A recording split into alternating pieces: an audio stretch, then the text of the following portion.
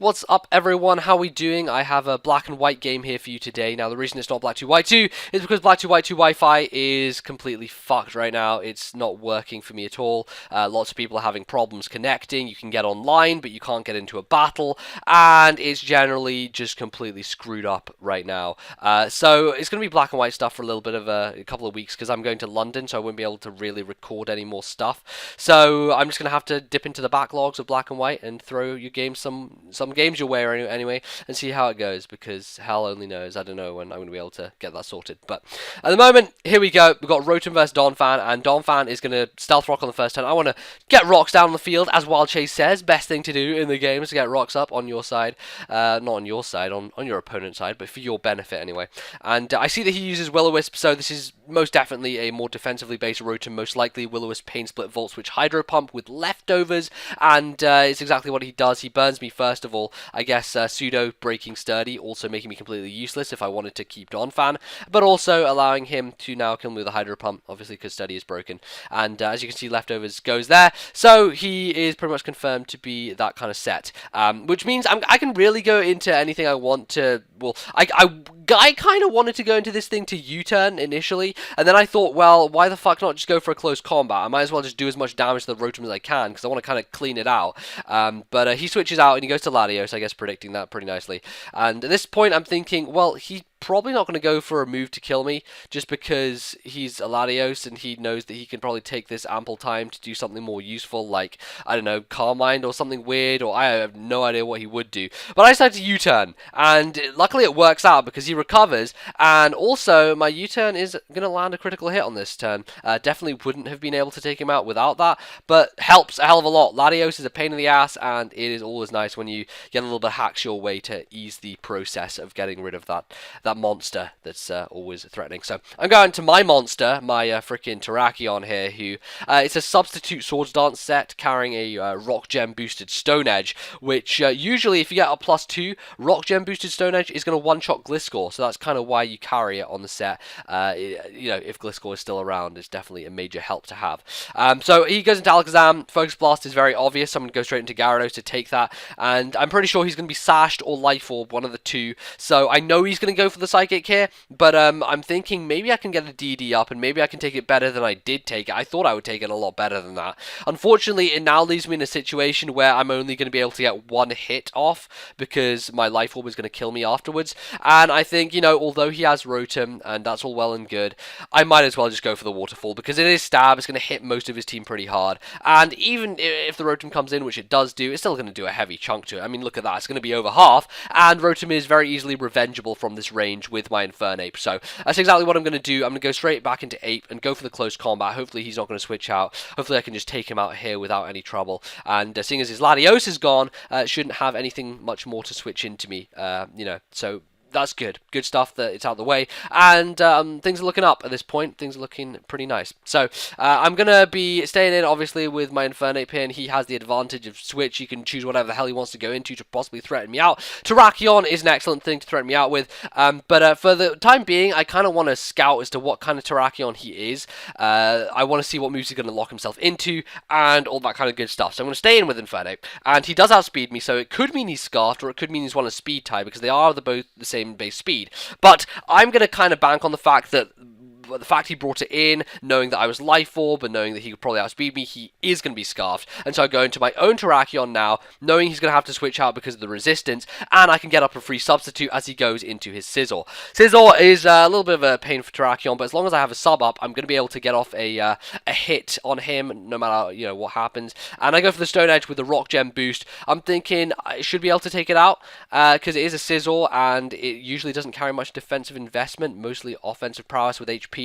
But he lives it, which is slightly unfortunate, because I would have really liked to get that thing out of the way nice and easy. Unfortunately for me, I'm going to have to go straight into Magnezone. And this actually kind of works out to my favour, mainly because Magnezone deals with Sizzle absolutely perfectly, especially when it is a choice banded Sizzle and it's locked into Bullet Punch, because as you can see, all he can do is a tiny minuscule amount of damage to me, while I can freely set up a substitute.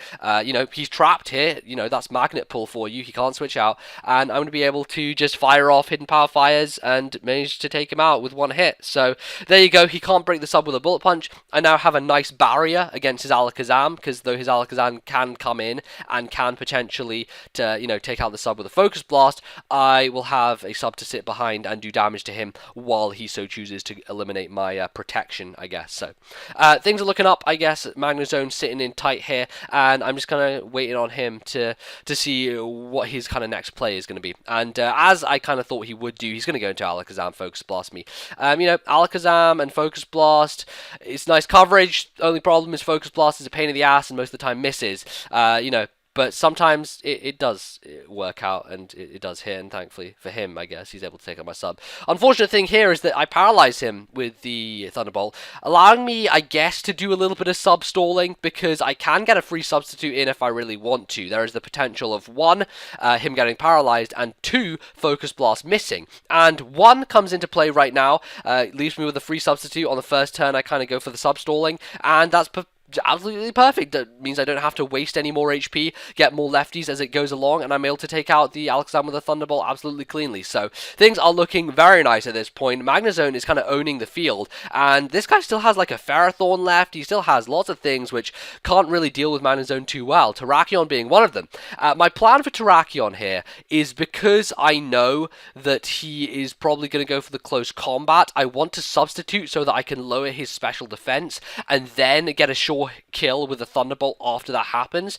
So that's what I do. I substitute on him. Unfortunately for me, he's actually going to lock himself into Earthquake, so that's kind of not the best thing. But the good thing about him locking himself into Earthquake is that I can potentially go into a flyer to dodge that and be able to take advantage of the situation. So him knowing that, maybe I'll switch out. He's going to go straight into his Ferrothorn, and this kind of doesn't work out for him at all, because obviously he's now trapped in here and he can't really do anything to my Magnezone. He could try to Leech Seed, but that's not going to go through sub, and he could try to Power Whip, but it may not break it, and he could try to Gyro Ball, but it may not break it either. So he's kind of just stuck here, can't do much, and HP Fire is going to be a 2-hit KO from that range. I guess Stealth Rocks is nice, late game rocks, you might as well get those up in the air while they're there. But Magnezone, he's doing very, very nicely. I mean, I have really been liking Magnezone recently, mainly because I made a team on PO anyway, based around trapping, using things like Magnezone, Dugtrio, and it has worked really nicely, actually. I'm probably going to get some battles with that on, Wi-Fi and see how that goes, because that's basically what I wanted to do with the stream last night. I really wanted to use that team that I made. Unfortunately, obviously, circumstances prevented me from doing so, but it was cool nonetheless. So anyway, Terrakion's going to come in, go for the close combat, and I'm going to do the exact same things I did last time. Actually, you know what? I'm not. I'm probably just going to go for the Thunderbolt at this point, because he has got the special defense drop. One special defense drop, at least. But apparently, I'm a little bit more cautious than that. I'm going to sub again, and at this point, he is going to go for a second close combat with a -2 special defense. I'm definitely going to be able to go for a Thunderbolt and finishing off. I don't know why I really didn't speed this section up, because this was really just Magnezone actually doing work at the end of this game. I have no idea what was up with that, but Magnezone can definitely be a threat to be reckoned with, and lots of people don't prepare for it that well, especially when so many teams in OU use steals abundantly. Ferrothorn is everywhere, Scizor is everywhere. People need to prepare more for this guy, because Magnezone does a lot of work, and he can usually clean up teams which are not prepared. So there you go, lesson for the day. Make sure you have a Magnezone counter, and I guess that I'll see you guys as soon as possible. I am going to London, as I said, tomorrow, so that may cause me to have a more sporadic upload schedule. I may not be able to get videos up when I usually would like to, just because of internet availability and me being able to make videos and all that good stuff. So do keep an eye out your sub box. I'll be updating my Twitter on my book. So go to my social links below, because Twitter, is something that I update very regularly, and Facebook is obviously I post lots of updates there as well. So you'll know when things are happening and when I'll have Wi-Fi and when I won't. So I recommend you check those out just to keep up to date. Otherwise, you can leave the video a like if you did enjoy it, and that would help me out immensely. I'll see you guys next time. Thank you very much for watching again. Goodbye.